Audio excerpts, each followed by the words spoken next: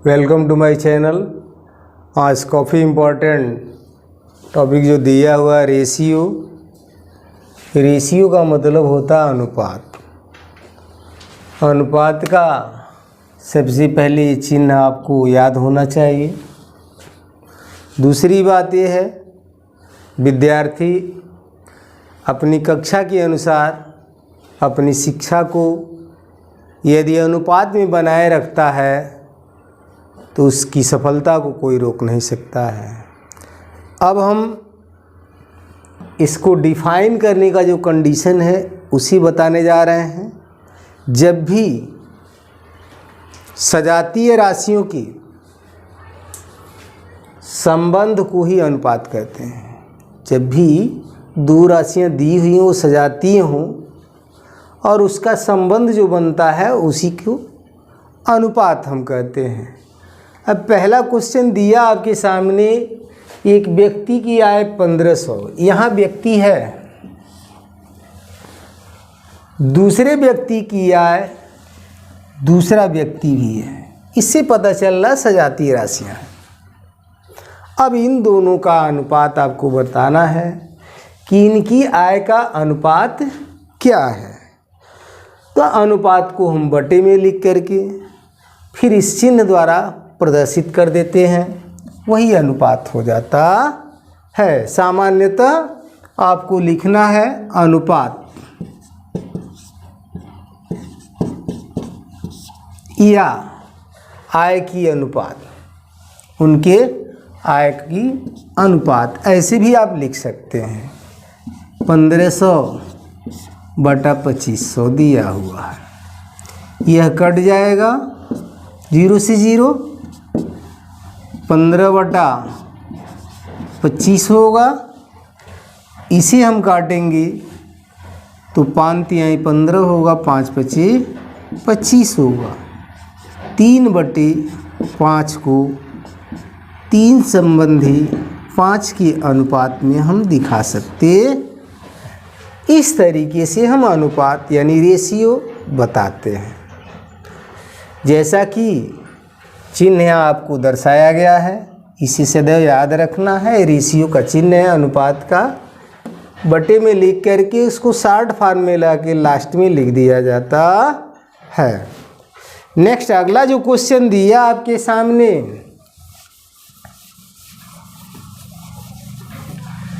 कह रहा है कि राधा के पास 10 खिलौने हैं।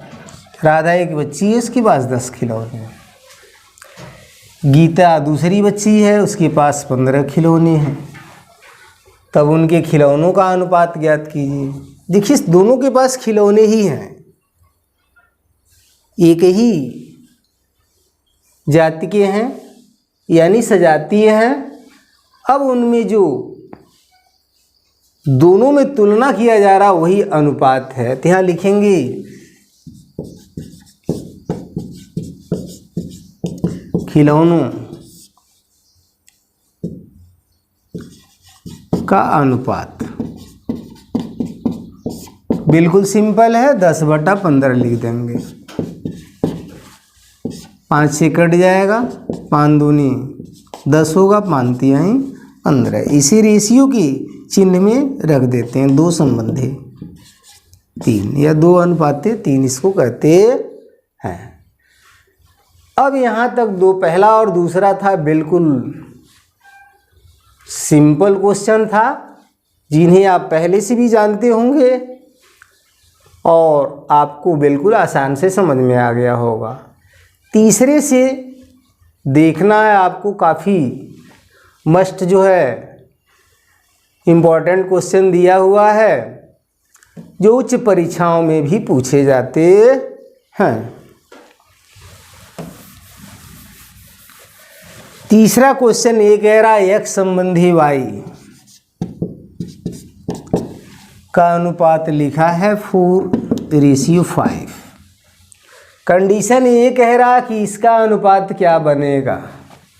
तो आपको सिंपली जो चीज़ दिया है पहले रख लिया जाता है।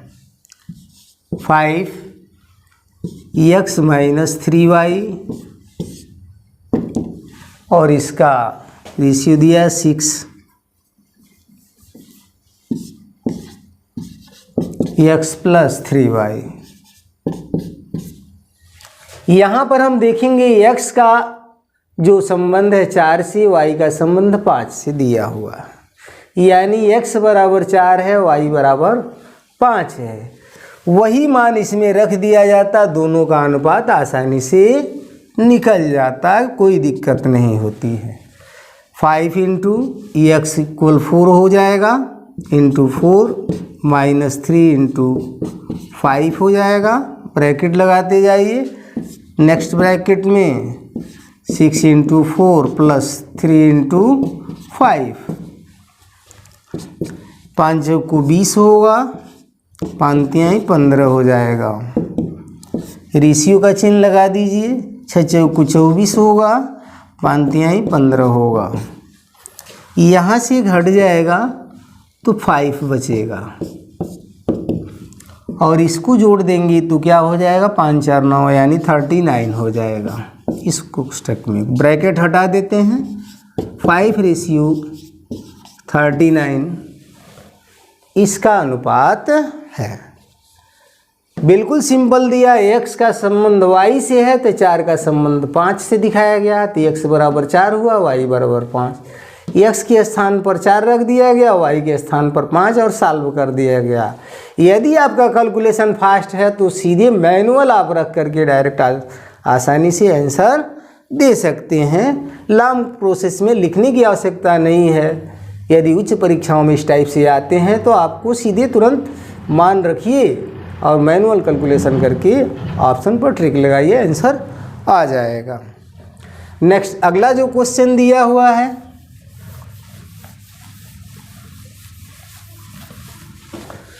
चौथा जो दिया हुआ है आपका, ठीक उसी प्रकार से दिया, एक्स वाई का संबंध ए और बी के अकॉर्डिंग दे दिया हुआ है। ये संबंधी बी इक्वल दिया है 6 रेशियो 5 में। अब दिया हुआ 5a प्लस 3b, इसका रेशियो दिया हुआ है 5a माइनस 3b। थर्ड में जो दिखाया गया था पहले माइनस था, फोर्थ में जो दिया हुआ है बाद में माइनस दिया है। सिर्फ यही इतना परिवर्तन हुआ, बाकी जैसे इसमें रखे हैं ठीक उसी कंडीशन के अनुसार इसमें भी मान रख देंगे हम। 5 इंटू ए का मान 6 हो गया प्लस 3 इंटू बी का मान 5 हो गया। रेशियो का चिन्ह लगाइए, 5 इंटू ए इक्वल 6 है तो 6 रख दीजिए, माइनस 3 इंटू 5 हो जाएगा, क्योंकि b के बराबर 5 दिया हुआ है। 5 6 की 30 हुआ, 5 3 15। आगे दिया 6 5 30 और 5 3 15 हो गया। ये प्लस में है, माइनस में है, घटा दिया जाएगा और जोड़ दिया जाएगा। ये 45 हो गया और यहाँ पे बच गया 15। इसको शॉर्ट फॉर्म में कर दिया जाएगा तो 15 3 45 होता है, यानी यहाँ 3 हो जाएगा और यहाँ 1 हो जाएगा। यदि आपको कहीं से कन्फ्यूजिंग लगता है तो 45/15 लिख दीजिए और काट दीजिए, ऐसे 3/1 होगा, वही 3:1 आपको दिखा दिया गया। सिंपल तरीके से आसानी से आपको समझ में आ गया होगा। अगला क्वेश्चन जो 5 में दिया है थोड़ा सा उसमें चेंज किया है, बाकी वह भी अनुपात इसी के अकॉर्डिंग निकलेगा।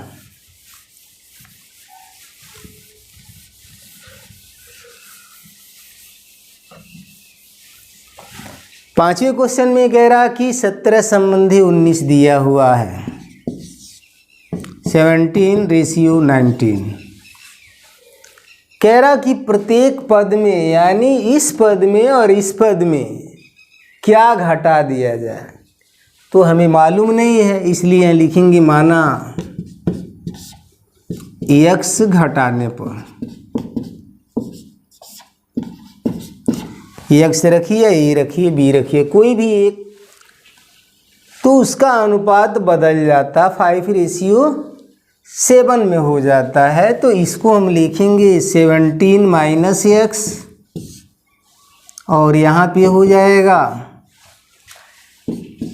19 माइनस एक्स।